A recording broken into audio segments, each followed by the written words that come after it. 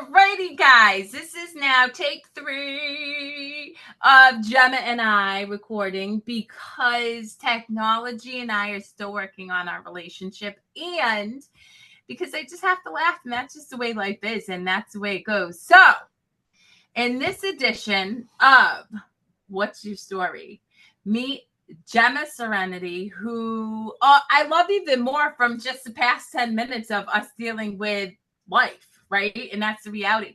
So Gemma is a powerhouse. She uprooted her life, moved from Switzerland to America. She supports people who are overcoming trauma, based on everything, but specifically coming from domestic violence, and helps people come from a place of surviving domestic violence to thriving and really stepping into their power. She also is a podcaster, an international superstar, in my opinion. And she really just ultimately what sold me is her heart and her authenticity and how she shows up in the world. So everybody, please take your time and welcome Gemma Serenity. Carrie, thank you so much for this introduction. And I really must say, it takes an authentic love like you to recognize my authenticity and vulnerability. And I appreciate so much how we connected at first through another person, Sabrina Victoria, whom I'm just publishing today, February 7th, tomorrow, February 7th, 2024, on Real Talk, Real Women, Breaking the Silence Around Abuse. And that lovely person has connected both of us to do this recording today. Will be published at some point. It's okay. I love you so much because everybody knows, like, I'm not good at titles. It's not that I'm not good. I just get excited about the person. So I genuinely started this series because I wanted to highlight people who are showing up in service authentically.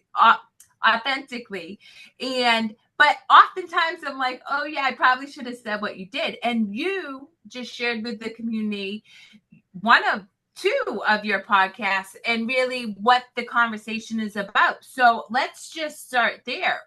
You have this podcast. It is breaking down the conversation around domestic violence and the abuse that is pervasive really around the world. How did you get started in that endeavor? I'm victorious over 50 years of domestic violence. Beyond surviving, beyond thriving, I'm victorious. I have overcome it. It's a story that I can share to inspire others on their journey. That is my biggest asset. So I'm not mad to having gone through 15 years of such horrific situations. I'm not mad at that because I turned that into an asset, into a story, into something that can help others on their journey. So the podcast, Real Talk, Real Women, Breaking the Silence Around Abuse, it goes way beyond domestic violence. Domestic violence is oftentimes the worst, but everything from self-abuse, when you really like trash talk yourself, all the way to domestic violence, passing by addiction, passing by mental health disorders, passing by sexual trauma, passing by being bullied at work and things like that.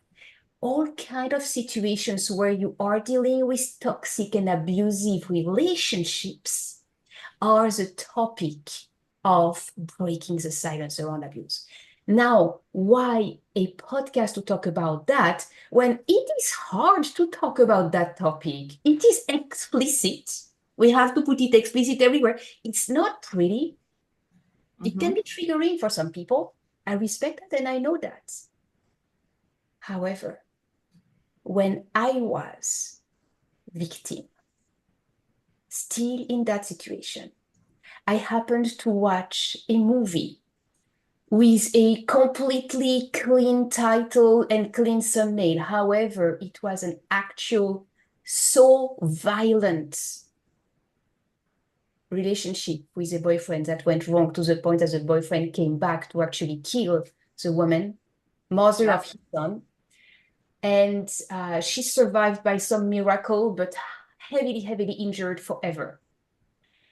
But the fact is that when that man came back to stab her, I started to cry my heart out. And when my, at that time, husband, who now is no more, came back and said, "Why are you crying?" I grasped a beginning of answer, and I just said, "Because I understand her too much." Mm. And that story haunted me. Yeah. Way beyond after having left, way beyond in my healing and transformation.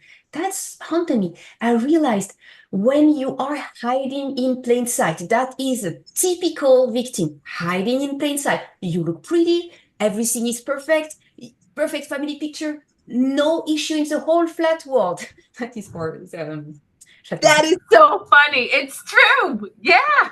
It's so funny. Anyway, I know the earth is totally wrong, but I love that idiom in the whole flat world. Yeah, sure. But that's the lens. You know, to touch on that point, I'm telling you right now, I mean, there's a couple of my clients, but one in particular that I'm working with right now who doesn't acknowledge that they're in an abusive relationship because there's no physical abuse. And I'm like, honestly, the physical abuse was nothing. I could take a punch. Oh, The yeah. emotional abuse, forget about it. It took me years. Oh, yeah, it does. It does. It honestly does. I have the same experience. And I got bruised quite a few times. I got something going on, of course. Even something. The thing is, when you get hit or hurt physically, you can go to the emergency room, get it recorded, and show it. When you get hurt emotionally, you can go to a psychiatrist, a psychologist, and have it so recorded. However, the answer is get out. Don't stay there. It's not good for you. Yeah, but can I? And honestly, I tried to leave 50 times and I found myself back home 50 times. Yep. So how do you leave? Yeah, not that easy at all. Coming back to the original question, with why did I get that podcast started? That is my way of giving forward the gift of healing and transformation to the next person who needs it. So beautiful. But I will say, it took an immense amount of healing on your behalf, right? Because I, like you, embrace my story. I love my story, all of it, every little wound and every little triumph, because ultimately it made me who I am today, connecting with people like yourself and building a platform to support the next generation of people who are victorious, as you say, or triumph over suffering, right? But to get there, right? I mean, years of work. It's work. So how did you start your work? Yeah, I mean, that's a good question. That's a good question. 1 year before the 15th year anniversary of that situation, I heard another person's story, a physical person, a new friend. But that person had, in my opinion, a story worse than mine that was still ongoing. Because I could deal with that. I knew it. Okay, no big deal. I know I need. And not talking to my mother. That was my other big problem. Okay. The isolation is the real thing. And I was whoa. And that person told me that he found peace. heard that. Oh, you found peace? Okay, I have something to learn from you. If you found peace from that, I will address my real challenges that I tried to ignore for so many years. Yeah. This is where my journey out of domestic violence started 1 year before I left the door. So I followed through with that person. We became pen pal, like writing all day long. I did not actually provide 40 hours of work, but like more 30 or 15 even, because I was writing all day long. Crazy. But that started to open my ability to dream and imagine how love would feel like, how healthy relationship would emotionally with another one. Oh, so I started my entire discovery of another possibility. That is my source of inspiration. I was not even thinking of listening to other people's podcasts or anything like that. I was not into that at all. I did not know the universe. I did not know the eternal universal laws. I did not know that thought becomes things. Knew none of that. I believed in God, but to me, God was someone in the sky who did create everything, who is an actual, real artist, because look at nature. And to actually talk to him, I shall be dead, so that my spirit would go to heaven, where all good spirits go, because I'm a good person. That's funny when you think about it. That is so funny. Anyway, that's how I thought. But another thing I always believed, and I still do today, is that we are coming back on Earth in another life iteration, but bitch in the negative sense. Yeah. In the prostitution sense, meaning like, who am I going to get into my think? Who am I going to seduce next? Yeah. I'm sorry about I am deeply, deeply sorry to have been that way before. But can I challenge that though? Because I really feel like one, guilt and it doesn't serve us. And two, how could you be anything but what you knew? Right? Like I lied about being raped when I was like 10. And then when I was raped, I thought, well, that's my fault. I manifested it, which I mean, I did, but you know what I mean? But at the end of the day, when you look at it from a holistic, big perspective, my needs weren't being met. I was a very emotional person who needed deep connection, and my family couldn't give it to me. And so when I saw, oh, if you say this happens to you, people pay attention to you. And of course, I didn't think about that logically, but that at some point must have. And so I give myself grace. And so I think that for me, you have nothing to be sad or sorry about because you were just operating from what you knew in that moment in time. That is correct too. That is all that I knew. Yeah. And it worked wonders. I had so many lovers. I cannot tell you that. Yeah. So coming back to your question, my self-image was indeed a sexy bitch. Therefore, very low in society, trying to grasp men's attention with my prettiness. However, when I was looking at myself in the mirror, I did not find myself pretty at all. I found myself deformed. Now, objectively, I'm cute. I'm not with this ideal measurement of whatever magazine picture. Not at all. I'm cute, objectively. So that perception of deformed ugliness, that was my filter of no self-worth, no self-love, no self-respect, no nothing. No self, basically. But when you are crushed from narcissistic abuse, you lose yourself. That's one of the key effects of the world. I remember a few months before the end of that situation, I met one of many potential lovers. This one did not end up being one. And I told him, I do what I want, with who I want, when I want, and where I want. So tell me about you. Something like that. That was my way of actually like, breathe on, you know? And when you say that to a single man, it's like, oh, I have an opening, naturally. And that man took a step back, looked at me, and gave me a feedback that froze me.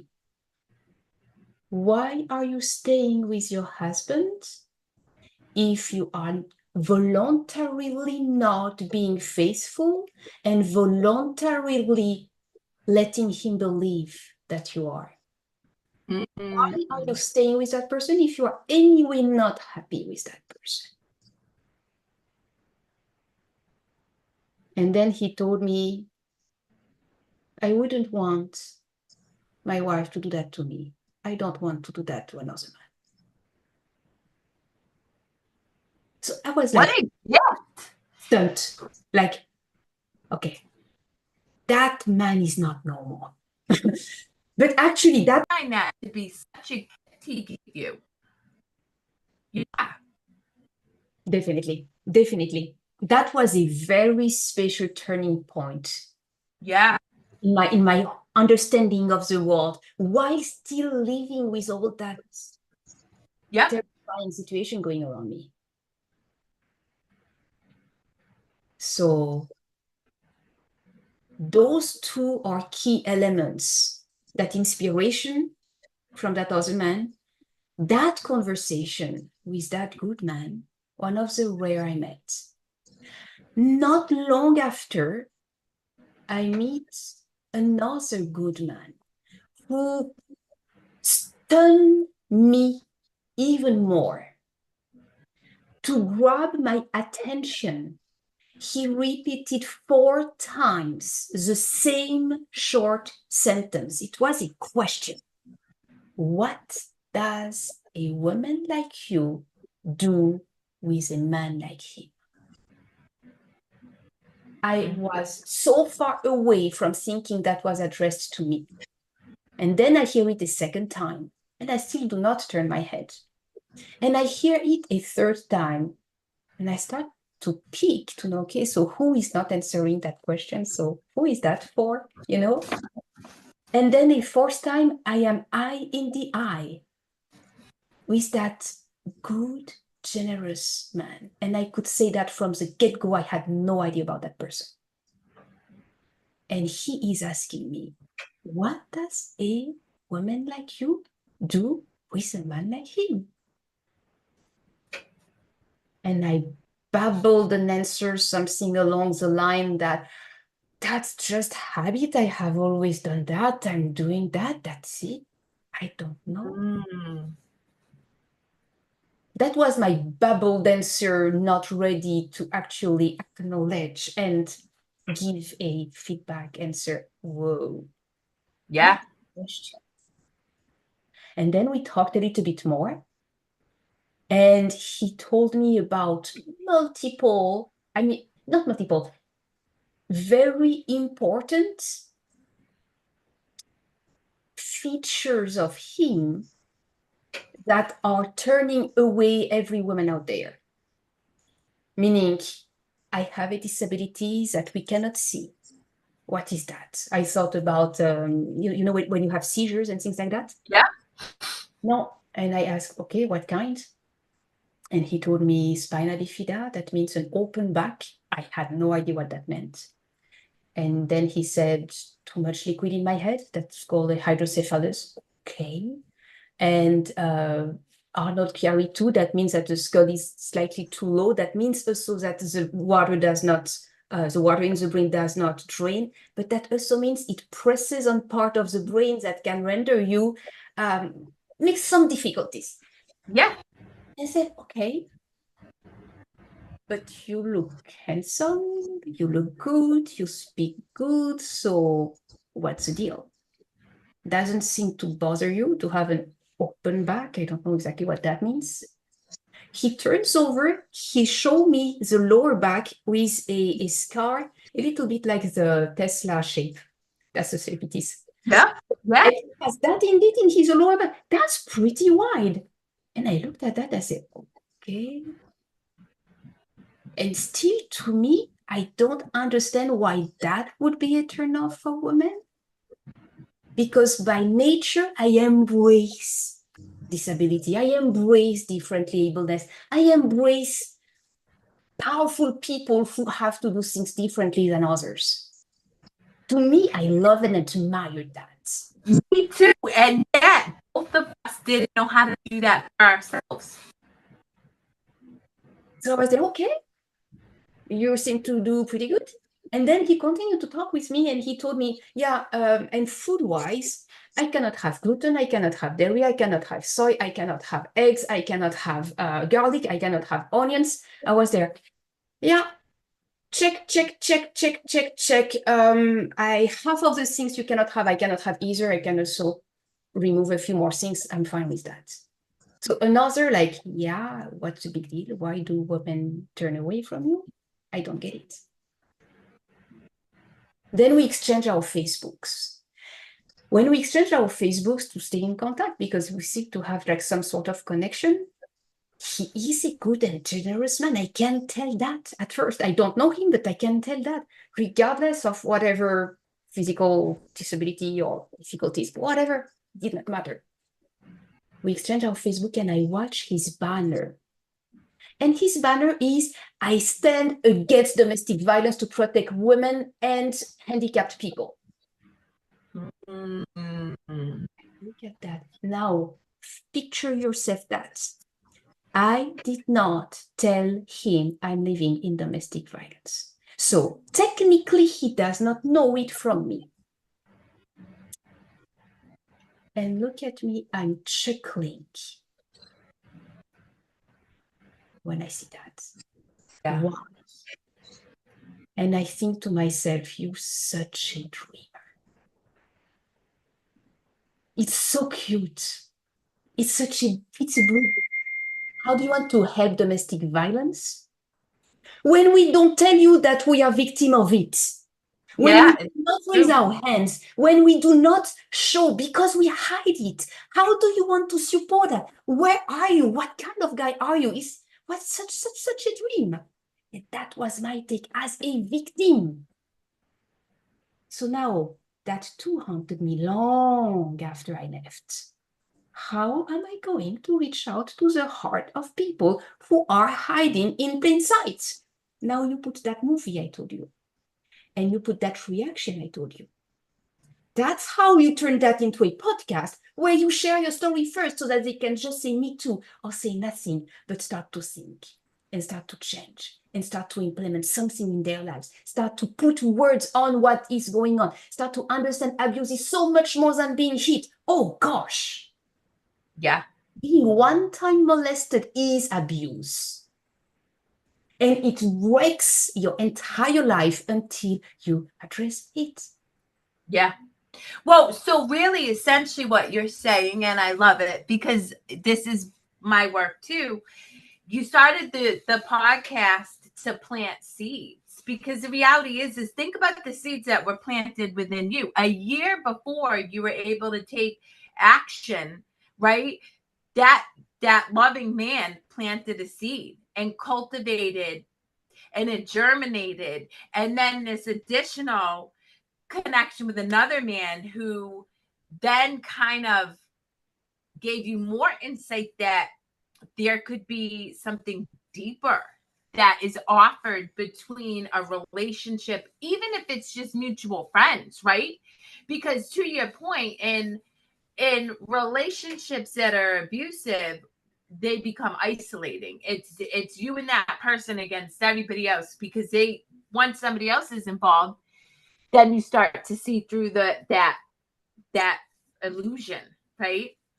And so your podcast really gives you the ability and the people who you speak with the ability to plant seeds, even if a woman or a man doesn't take action today, who's to say even 2 years from now they're not going to remember the one thing you said on that one random podcast that came on and inspired them to start thinking about life being a little bit more different. Exactly. Yeah, It's powerful. And the work you're doing is incredible because you've already reached 1 million listeners, right? People have listened. I mean, that's insane. I love that for you. But I think really it speaks to your authenticity and your vulnerability, right? Because the reality is there's a lot of podcasts out there, but be able to touch that vast amount of souls, and let's be clear, that's what you're touching. It's not this sin, it's the heart that is calling people to that podcast. You have to come from heart. You have to come from an altruistic, really loving place. And that's exactly why I wanted to have you on the show so that people could kind of learn more about Gemma Serenity and, you know, what it is that makes you tick so that hopefully you can help them even in just your story. So I gotta ask because I'm so curious. This gentleman was spinal bifida, and did you ever connect with him again? The very next day, I discovered for the very first time, all of that is in 2013. It's like 10, 11 years ago. But I discovered for the first time that when you are on the profile of someone, there is also a phone. Oh, let me click. Maybe it's calling him. And I hear ringing, and I was like, oh, I'm calling him. But I don't know if he knows it, and I don't know how it calls him. But I'm trying out of the blue because I want to continue that conversation. He's a good and generous man. I don't understand why he doesn't have a wife. That doesn't make sense to me. And I feel a connection, but I'm not available anyway. And I was a little bit like golden. Can we say that? I quit the word. Like golden by this other one who just like okay, facing my responsibility. Are you going to continue to just like attract men when you are still married, or what are you doing there? Yeah.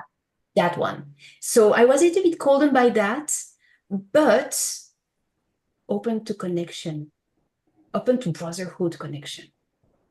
And I want to also highlight something too. When you are in a relationship where there is no connection, and we as spirits crave, long, need connection, you're gonna end up seeking it. You can't not, whether it's in a friendship, whether it's in a relationship at work, whether it's because your soul needs it. Otherwise, you start to wither. And honestly, that's why I left my marriage. And he was not an abusive man, but there was no connection, and I started to wither, and I knew that I would step out on this man because my soul was dying. It really was. And so you recognized you needed this connection. You were brave enough to call. Did he pick up? He ended up picking up the phone. And I told him with authenticity straight from the heart, I remember you from another lifetime. We were together in another lifetime. I know it for a fact. I remember that it was in 1944, and I was being taken away on one of the wagons toward Auschwitz, so I don't know what's in the Holocaust, and you were staying behind because clearly you were not a Jew at that time. I was. And I remember that separation, and I couldn't hold you anymore. However, I don't know what type of relationships we had at that time. Maybe brother, maybe lovers. I don't know.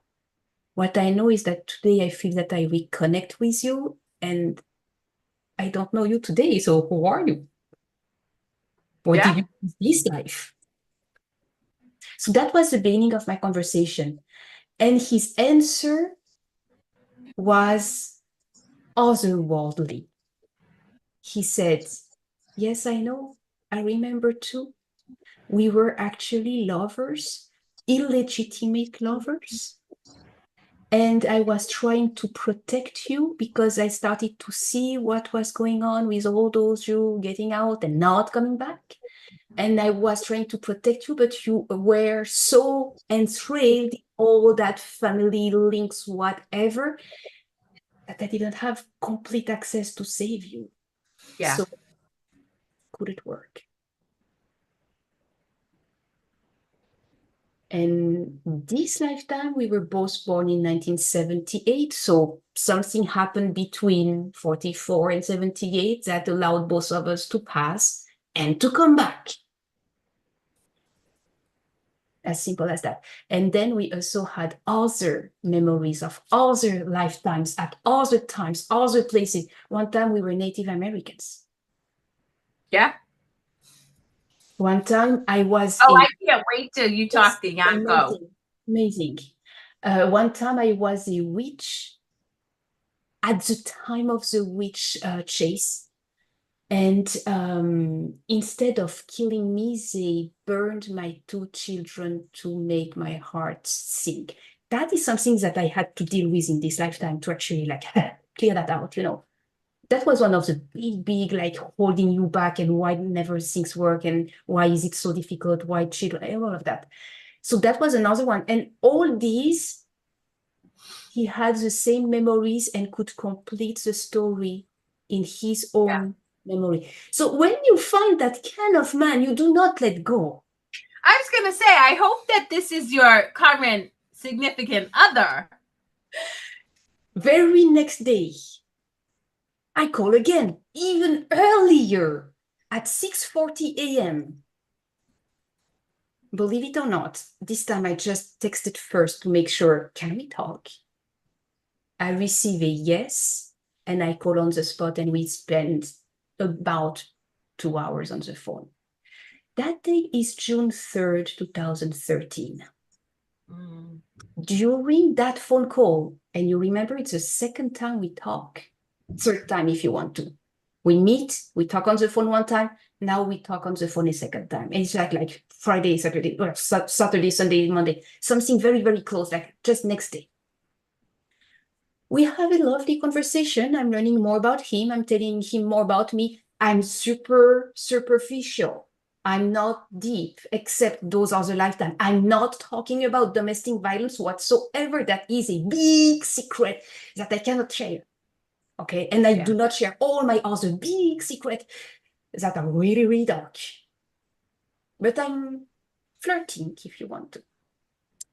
And when that phone call is finished, he calls back 15 minutes later with a completely different voice.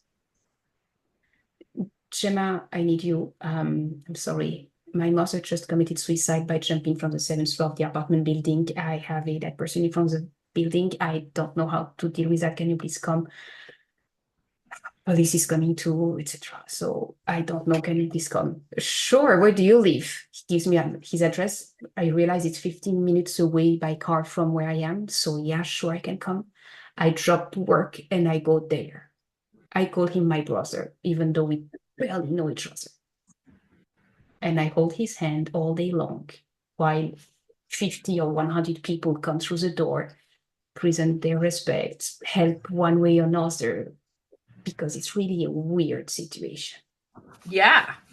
That mother committed suicide during our phone call. Otherwise, this man would have seen her jumping to her death because it was the same apartment building, 1 story above, and she jumped. He should have, according to her plan, seen her. That was her last attempt to own him as a 34 years old man.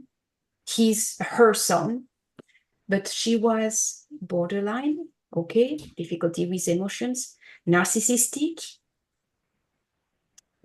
abuse from mother, nice, hypochondriac, oh gosh, always to the doctor for imaginary illness and all those kind of things. Drama queen.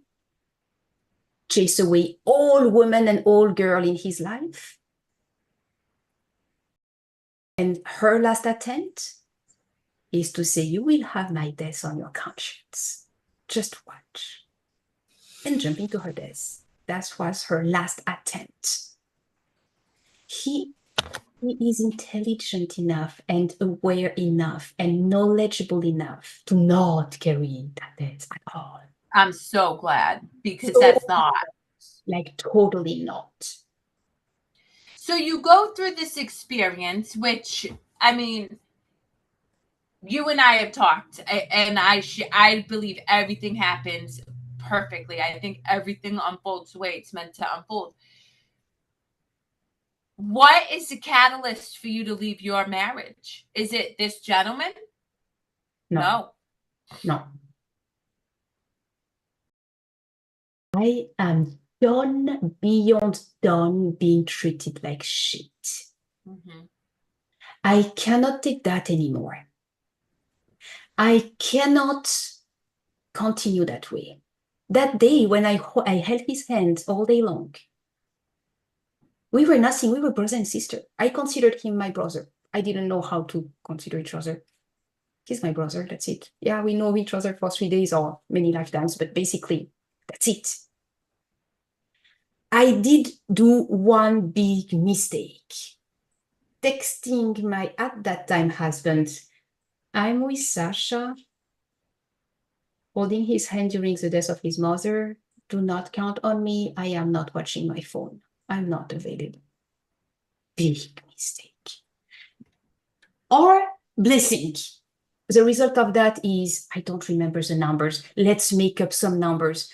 Along the line of 30 missed call, 50 text message, an entire crisis by text message, ending up by a missed call from his mother, whom I respect like fully. Therefore, me calling back his mother late at the afternoon once I came back to work, and figuring out and being scolded by his mother, things she never did to me, to say, hey, where were you? If there was anything wrong with your baby that we are watching, where would have we been finding you?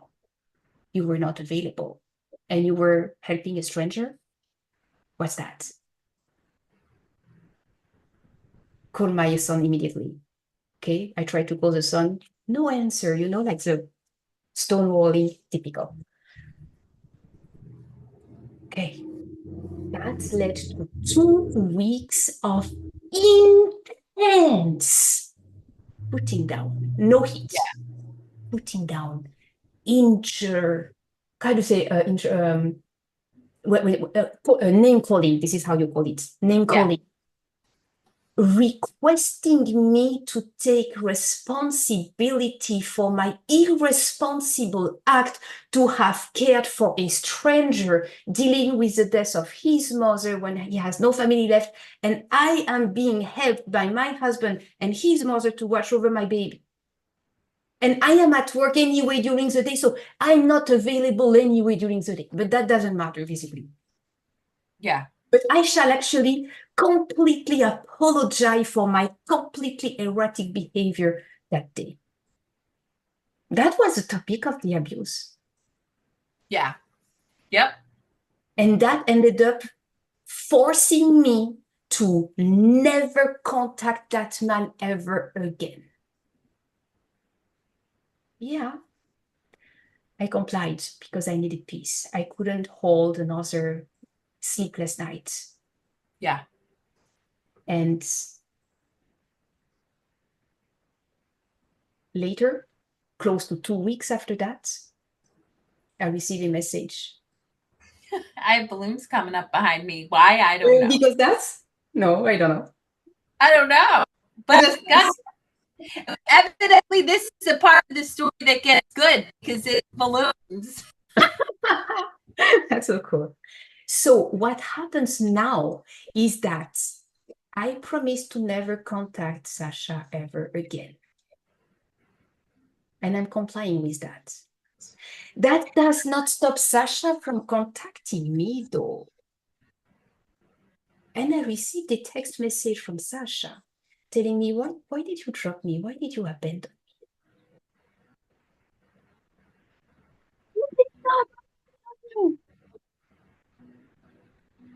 And I think he did put again in there because so many lifetimes I abandoned him before. Why are you abandoning me again? I did not. So why are you not talking to me? Is it because of him? Yeah. And are you aware what is going on? Yeah, it's called domestic violence. Okay, so you know. Because you know too. Yeah, it's obvious from the first day I see you. Gosh, he sees through me? What is that kind of man? Okay, but now I know he knows. And now I'm trapped. Because I want to talk to Sasha. And I'm done with that other man. The one that was my husband at some point.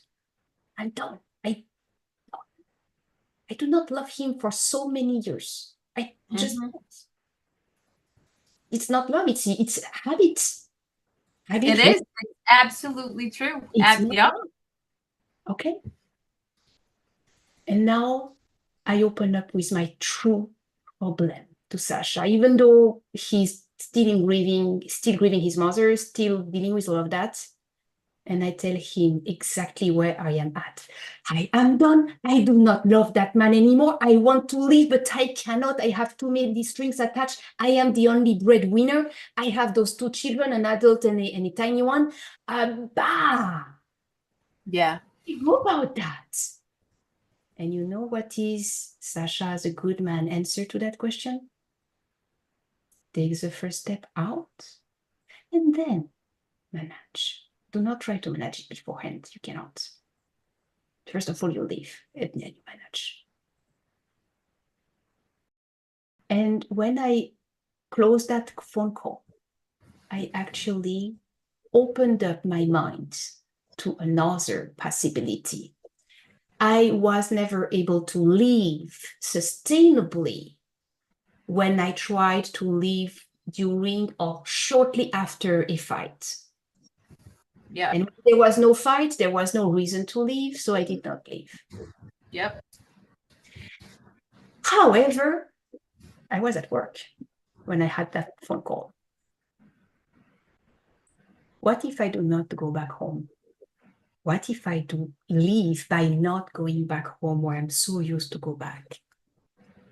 I did not think about that first, but after that phone call telling me take the first step out, I am actually out. Why would I go back? I diverted my course and went to police to report domestic violence.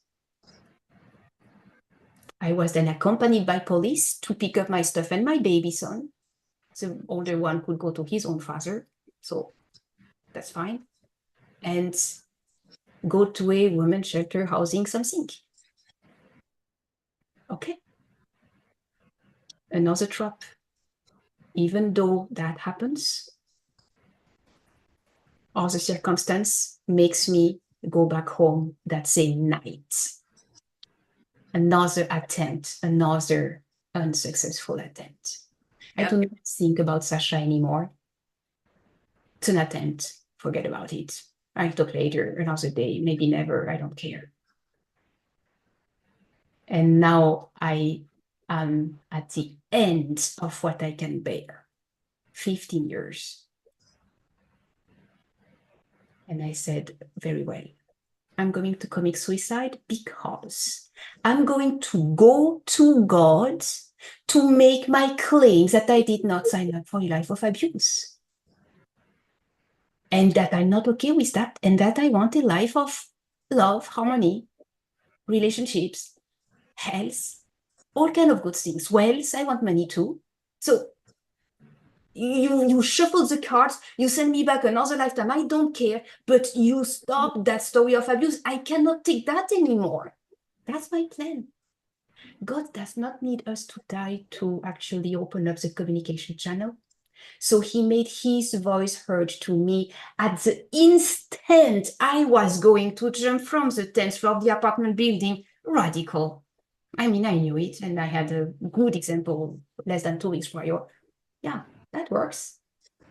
With that, you go to heaven and you meet the spiritual world because you are out of body for sure. And I know we are eternal anyway, so okay, fine, I can deal with that. Yeah, think again.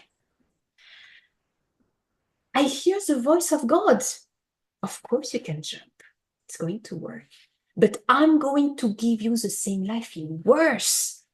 Is that really what you want? These are the words I heard from God.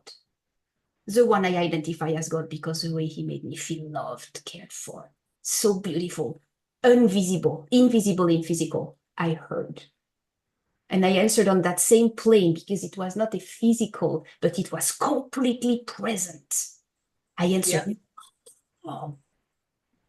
And he told me, leave by the door.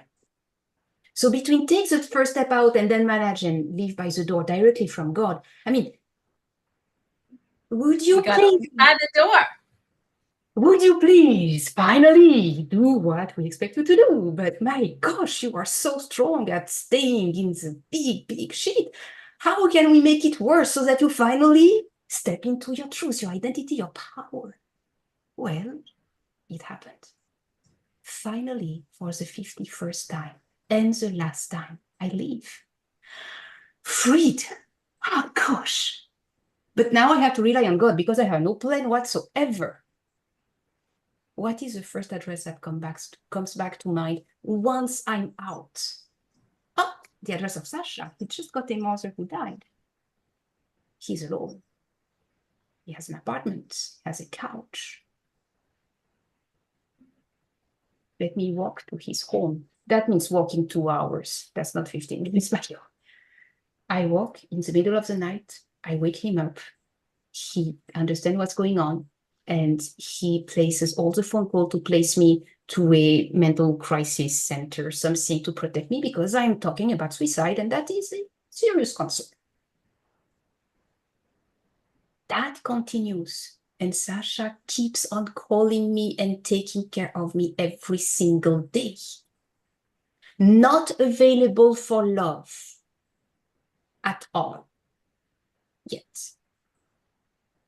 Because he wanted to make sure that first, I'm out of domestic violence, and first, I do not go back. Gosh, the 3 first weeks, I tried 3 times to go back. And Of course. he did. And he called me at the exact moment I was going back, invited me to change course and talk to him. And I did. And I did not go back. But gosh, it was hard. Super, super hard. Many months later, yeah, we started to look at each other and say, what are we? We're together, my love. We what? My gosh, I'm not ready. Yeah, but actually I am ready for love.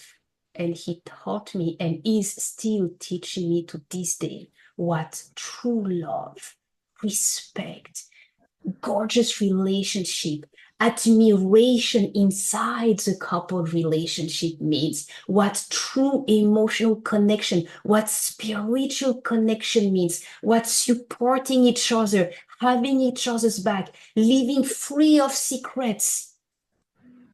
Life is good when you are with a soulmate that you knew for so many lifetimes and that finally, again, but this time, ask me to stick with him and to not abandon him ever again, so that we can be happily ever after. Because we are meant to be happily ever after. That's obvious from a spiritual perspective. Just have to get. That's the thing. I mean, for anybody who's like, "Ooh, this is a little weird," because some of my community by like past lives and things of that nature, which is why you're gonna love talking to Yanko, by the way. He's a gift to me. But having studied theology and immersed myself in my own healing journey, I really truly believe leads you to God, a higher power, whatever that source energy is, it ultimately is love. It's unconditional love and joy. And that truly is our purpose in this experience, is to come to that understanding. And when you can get there, I mean, it's indescribable, right? I mean, you cannot describe it at all. But too often we all fall prey to the conditioned beliefs, the habitual behaviors of our families as we come into this lifetime, and societal narratives, and we lose sight of that joy, that connection, that oneness that we really all have, right? And something you did really well that I want to highlight to the community is your heart called you to something and you didn't overthink it, you went with your heart. And I think that's where we as humans fuck shit up, to be honest, right? Because we'll have this connection, but like, oh, I can't connect with that person because I'm with this person, that person. That's actually very much how me and Jan became good friends. I talked to him, I'm like, oh my God, I love this guy. I said, Nana, like, he just is amazing. And Nana and I's relationship is much like yours and Sasha's. It's love. Nana's not threatened by me connecting with another person, not in an intimate way, but in a spiritually soul-aligned way. When you can just let yourself connect with whomever it is you're meant to connect with, whether it's one interaction, one smile, or many, then you do understand that we are meant for love and joy. Exactly. And you followed that. Exactly. And so that connection took you from Switzerland to America. Exactly. Where you had to then reestablish yourself from the ground up. Sure, you came here with money, but you eventually ran out of money, and then you and Sasha were destitute for a little while, and you had to then really, if you think about it, that was another opportunity for you guys to connect, because now you had to come from suffering together to rise up and become what you are now. And that's really powerful. That is really powerful. That is true. That is in a nutshell, even 1 hour, maybe more. That is the story. And that story indeed is extremely powerful. So many meanings at so many different levels: spiritual, emotional, physical, mental, everything, sexual. Learning how to love sexually in a spiritual way, that was one of my biggest discovery. When you have an emotional soul connection, and on top of that, you can join physical sex, which becomes sacred union. Sacred union. Yep. That's beyond my wildest dreams. Beyond. I love to really listen from a place of curiosity and recognize that we all have our journey that brings us to our purpose, and your journey is so profound and powerful.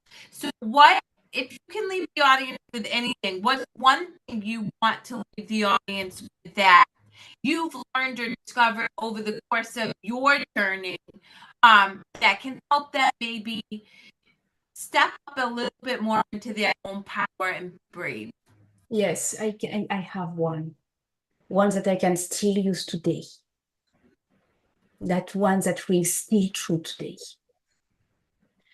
When you surrender to the spiritual realm, including God, all those you do not see but are craving to help you, but they cannot overtake your free agency, your right to choose for yourself. But now you give that right to say, I am open to have your help, guys. Bring it on. Bring me love, bring me wealth, bring me health, bring me happiness, bring me all this good stuff. Change my life so that it represents that. I'm open and I'm stepping into it. Guide me.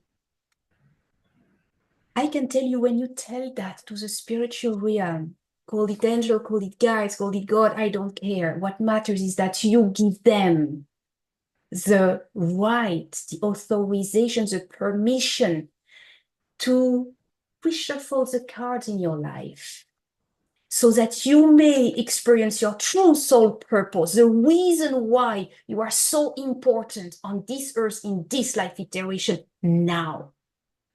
And it's not to be beaten, put down, and raped. It's not for that.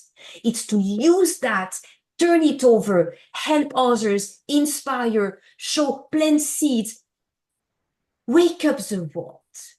Mm-hmm. Time. It's time. It is time. It's happening. This is what I want people to remember. Surrender. Allow them to step in for you. That's funny. That was my word last year, was surrender. My word this year is joy. Well, joyful. So, all right, guys, with that, I will have Gemma's information, obviously, in the footnotes, as well as have her back on for part 2, because I'm curious to hear how Gemma and Sasha went from Switzerland to America and then created not one, but 2 podcasts and are showing up in service to many, many people to help them learn to surrender and step into their power. Thank you so much for your time. It's been a gift and an honor. It's an honor for me too. Thank you so much for your thoughtful questions. Okay. Okay, Carrie, you just ask me how to get rid of that deeply embedded belief that you are bad, even though your conscious mind knows bloody well that you are such a good-hearted and generous person. Let's do a tapping session together now. Okay. For that, look at me so that we can follow along. Tapping, that means that. You can tap. I know how to tap. Yep. Perfect. Oh, perfect. So let's tap together. Okay. I'm such a bad person. I'm such a bad person. So bad. So bad. Even my mother told me that, so it must be true. Even my mother told me that, so it must be true. Even people at school were telling me I'm so bad. People at school were telling me I'm so bad.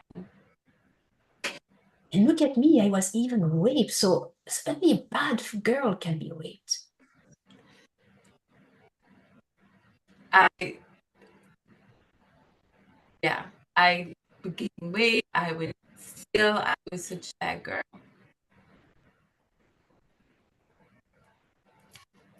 You know what? I still chose to become a badass. I still chose to become hellfire. Underneath that one. And I chose to turn bad into good.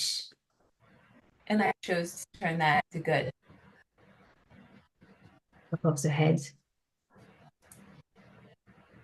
So how would that feel like to believe that I am inherently good and that everybody was wrong? So how would that feel like to believe that I am inherently good and that everybody was wrong? Stop over, top of the eyes. I'm such a good girl. I'm such a good person. I'm intelligent. Intelligent I'm beautiful. and beautiful. I'm generous. I'm very generous. I love to connect with other wonderful people. I love deep, meaningful connection with all people. And I welcome goodness in my life. I welcome goodness in my life. Therefore, I must be good. Therefore, I must be good. Of the head. I am good. I am good. And I can put to rest. And I can put to rest all that former beliefs from another lifetime that I was a bad girl, which was not true. all the former beliefs from all my lifetimes that I am a bad person, which is not true. And I accept that I am a good person. I accept that I am a good person. And I step into my own goodness. And I step into my own goodness.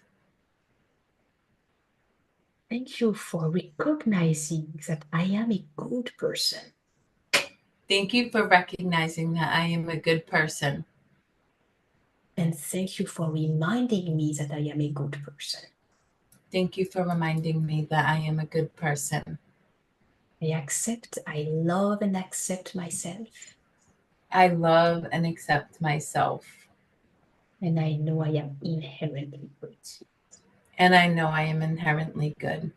Now you open your head, your arms, bring them up, and